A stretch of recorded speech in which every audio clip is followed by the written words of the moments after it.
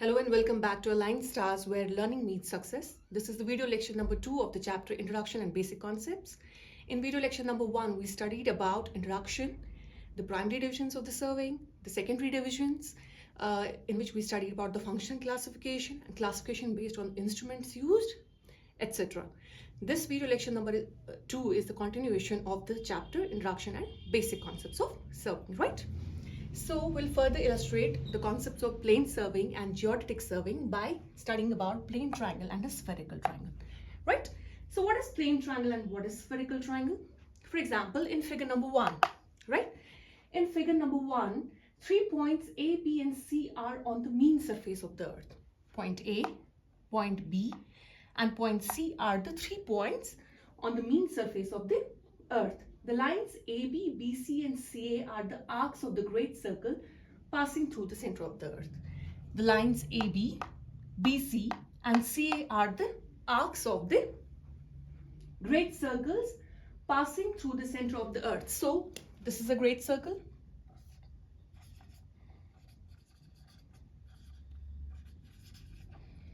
This is a great circle.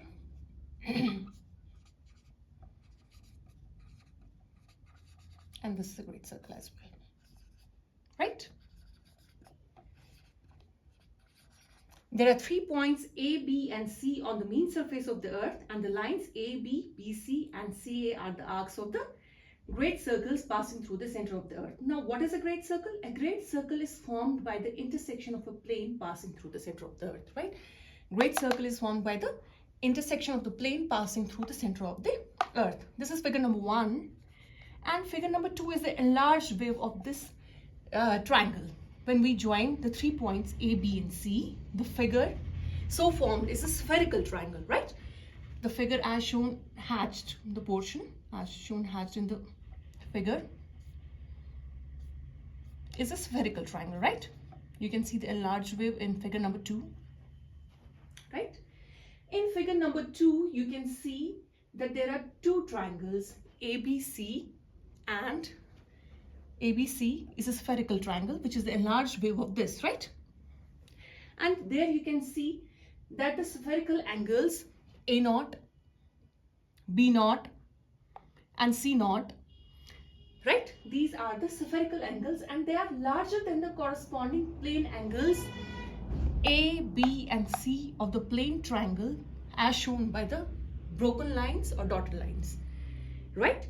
So the spherical angles A0, B0 and C0 are larger than the corresponding angles A, B and C of the plane triangle ABC, right? So in geodetic surveying, these distances AB, BC and CA are derived from spherical triangle using spherical trigonometry.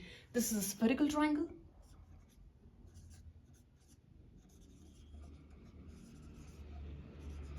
And this is the corresponding plane triangle, right?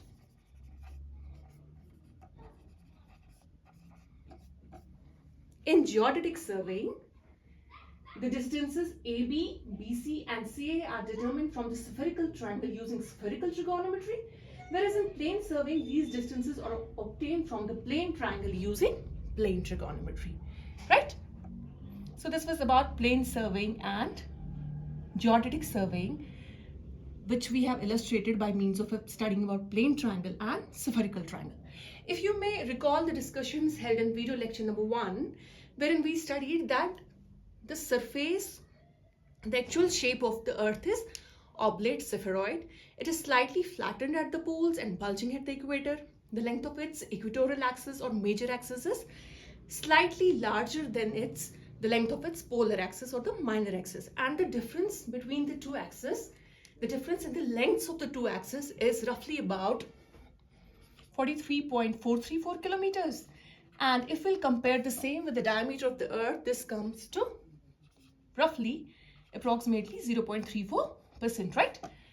And all the distances, if measured on the surface of the earth, are actually curved, but we can take them straight for distances less than how much? 250 square kilometers or so. And that's what the principle of plane surveying is actually based on.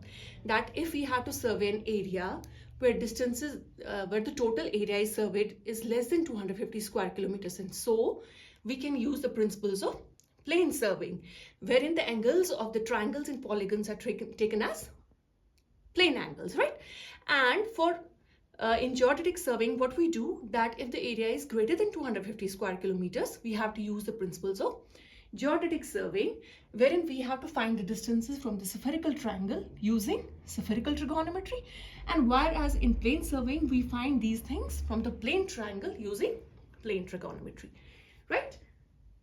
So this was about plane triangle and spherical triangle, and hence it further illustrated the concept of plane surveying and the geodetic surveying, which are the two primary divisions of surveying, right?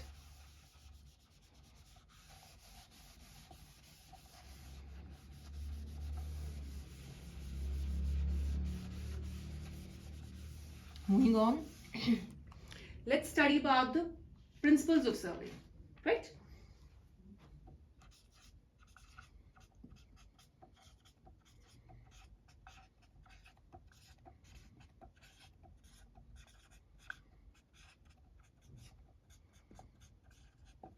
If you may recall the discussions as held in video lecture number 1, wherein I told you that surveying is basically the science and art of determination of relative position of various points on the surface of Earth, and these are determined by measuring what?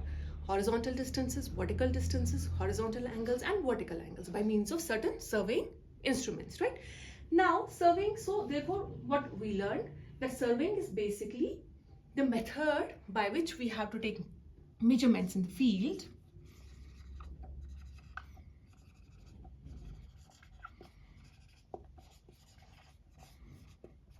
and the plans and maps are drawn in office. After taking measurements in the field, we do the computations in office and we prepare the plan and the map. That is the basic objective of surveying, right? But surveying consists of various operations for taking these measurements in the field. However, the underlying principles in all different operations and techniques are the same, right? The underlying principles in all the different operations and techniques are the same. These principles have been developed by well-known surveyors.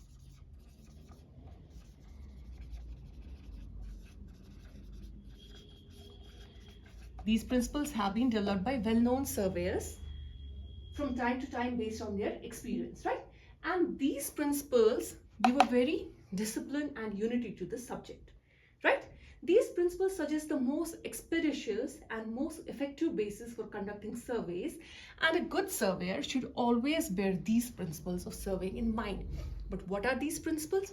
Let's study them one by one.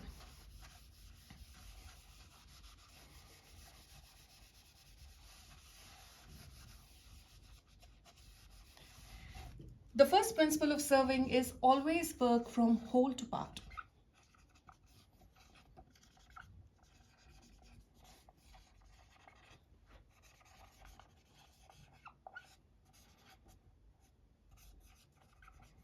Right? So what is the first principle of surveying? Always work to from whole to part, right? So the first principle of surveying, that is to work from the whole to part, has certain significance and advantage. What is that? That by doing so, the errors in small frameworks are localized and they are not magnified.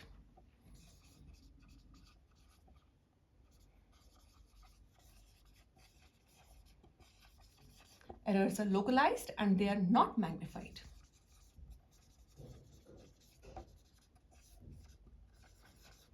Right? How we can do so? We have to first establish accurately a large main framework. What we have to do first? Firstly, we have to establish a large main framework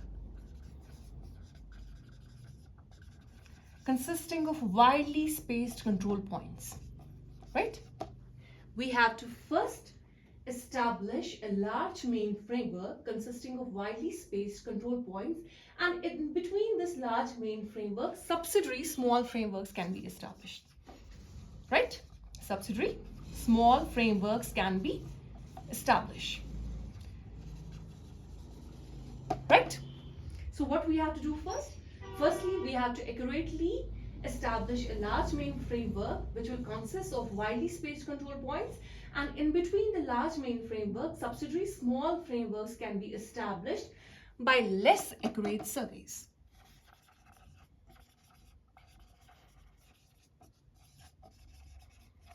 Right? By doing so, the errors in small frameworks will be localized and they will not be magnified, and the accumulation of errors will be controlled. Right? Accumulation, by doing so, accumulation of errors will be controlled. Right? Now let's further illustrate this with the help of a diagram. The first principle of surveying, that's always work from whole to part. Let me illustrate it with the help of a diagram.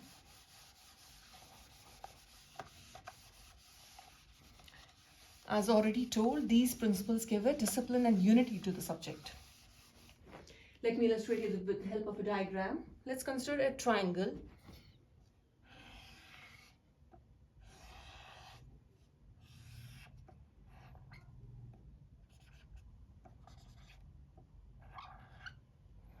This is the main framework, triangle ABC.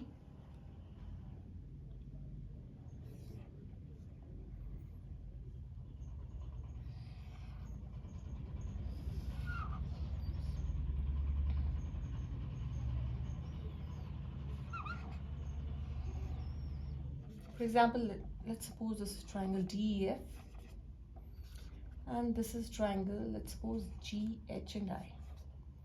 Right? So what is the first principle of surveying? That is to work from whole to part. Let us suppose